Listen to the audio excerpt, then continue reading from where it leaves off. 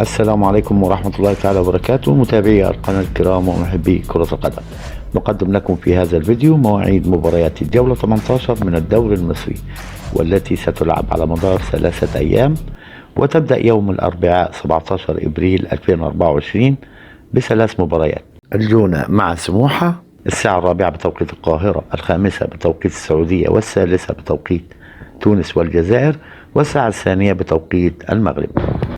أما المباراة الثانية بين إنبي والداخلية الساعة 7 بتوقيت القاهرة، 8 بتوقيت السعودية، 6 بتوقيت تونس والجزائر، 5 بتوقيت المغرب. وفي نفس التوقيت مباراة البنك الأهلي مع طلائع الجيش. أما يوم الخميس الموافق 18 إبريل 2024 تقام أيضا 3 مباريات. يلتقي الساعة 4 عصر بتوقيت القاهرة سيراميكا كليوباترا والاتحاد السكندري، 5 بتوقيت السعودية، 6 بتوقيت تونس والجزائر، 2 بتوقيت المغرب.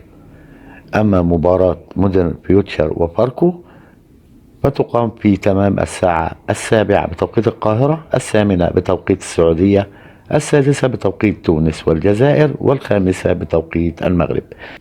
وفي نفس التوقيت تنطلق مباراة الإسماعيلي وزد. أما يوم الجمعة اليوم الثالث للجولة تقام 3 مباريات، حيث يلعب بلدية المحلة مع المقاولون العرب الساعة 4 بتوقيت القاهرة، 5 بتوقيت السعودية، 3 بتوقيت تونس والجزائر، 2 بتوقيت المغرب.